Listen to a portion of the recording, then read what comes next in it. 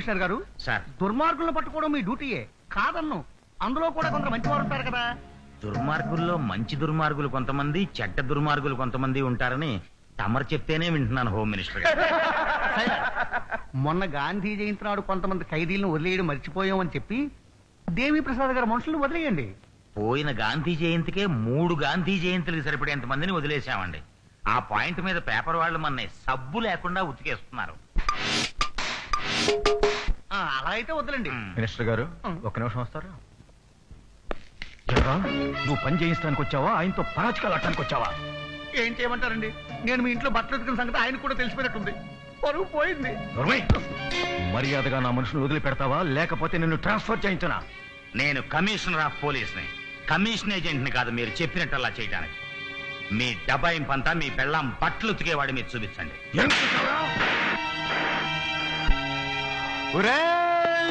శివాజీ,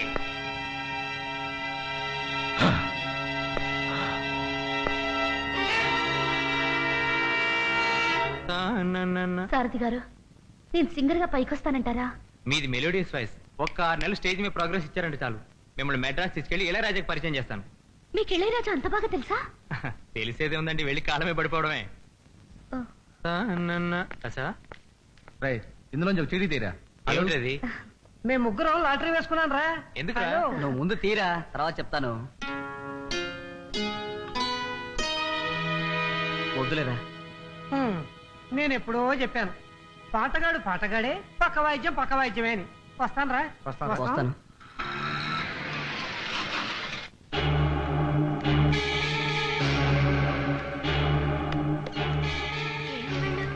పొద్దుటి నుంచి పిచ్చెక్కినట్టు తిరుగుతున్నారు. ఏం ప్యాసింజర్లు అయ్యా మీరు? ఇంకెంతసేపు తిరగాలి? నాకు ఆకలిస్తుంది. మాకు ఆకలిస్తుంది.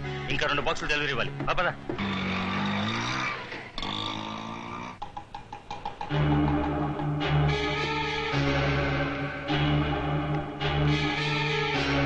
ఏమయ్యా, ఆటోలో సరుకు తెస్తుంటే మననే పోలీసులు పట్టుకున్నారు కదా, మళ్ళీ అమ్మాయి ఆటోలు ఎందుకు తెచ్చారు? అది కాదయ్యా, నేను చక్రపాణి దగ్గర పనిచేస్తున్నట్టు ఈ అమ్మాయికి తెలియదు. అయినా ఇప్పుడు మేము ప్యాసింజర్ టైప్ లో సరుకు చేరేస్తున్నాం. నువ్వేం కంగారు పడదు, వస్తాం. పద. ఆగండి, ఏదేదో తీసుకెళ్తున్నారు, ఏదేదో తీసుకొస్తున్నారు. మీ పద్ధతి చూస్తుంటే నాకేదో అనుమానంగా ఉంది. నా డబ్బు నాకు పారేసి వేరే ఆటో చూసుకోండి. ఇది చాలా పవిత్రమైన ఆటో. ఊరికి వస్తున్నావా? డబ్బులు ఇస్తున్నాగా. ఇచ్చావులేవయ్యా బోర్డు డబ్బులు. తెరిచావంటే కోసేస్తా. మూసుకోలేడు. చేతిలో పడుతుంటే నా చేతిలో ఆటో ఉందిరా, ఇప్పుడు చూపిస్తాను.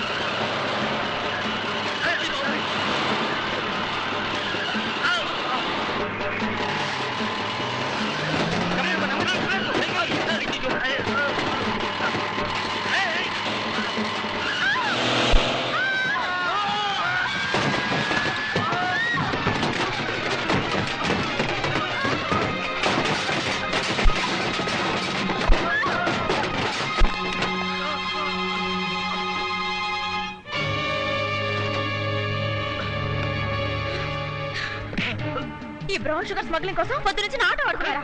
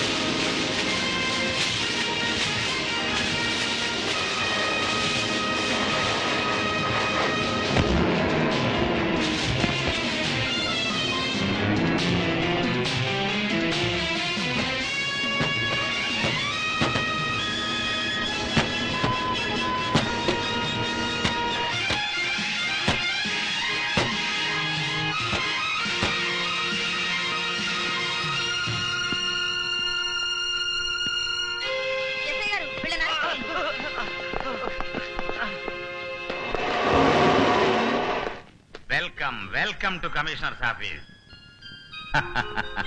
నీ పేరేమిటి తల్లి? జ్యోతి. జ్యోతి, అందుకే వెలిగిపోతున్నావు. గుడ్. అసలు నన్ను ఎందుకు పిలిపించారు సార్? చూడమ్మా, పోలీసు అంటే యూనిఫామ్ లో ఉన్న సివిలియన్ అని అందరికీ తెలుసు.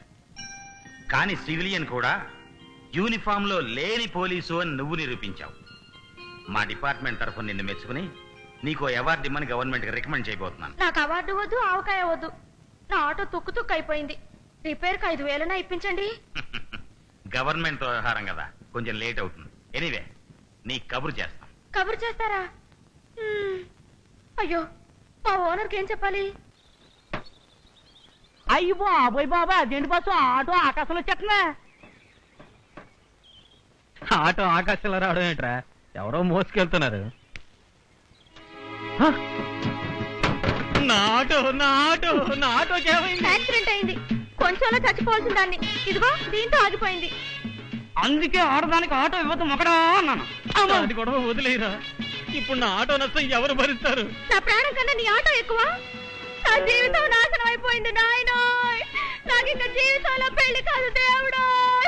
అయితే ఇప్పుడు నన్ను ఏం చేయమంటావు? కనీసం 50,000 ఇస్తే ఇక మీ జోలికి రాదు. ఏడాది వరకు. 50,000 చెట్ల కాస్తున్నాయా డబ్బులు? మా కాలు మాత్రం చెట్ల కాస్తున్నాయా? పోనీ అన్నయ్య, పాపం కాలు బాగయ్యే వరకు నెలకు 1,000-2,000 ఇవ్వచ్చుగా. నేనివ్వను. అత్తయ్య, ఇది అన్యాయం. అమ్మా జ్యోతి, మేమంతా నీలో ఉన్నాం. మనం వెంటనే ఒక యూనియన్ మొదలెడదాం. ఇన్క్విలాబ్ జిందాబాద్, ఇన్క్విలాబ్ జిందాబాద్, ఇన్క్విలాబ్ జిందాబాద్. అమ్మని నా దెబ్బ తిప్పి నాకే కొడతావా? ఇన్క్విలాబ్. సరేనయ్యా, నెలకు 2,000 ఇస్తాను.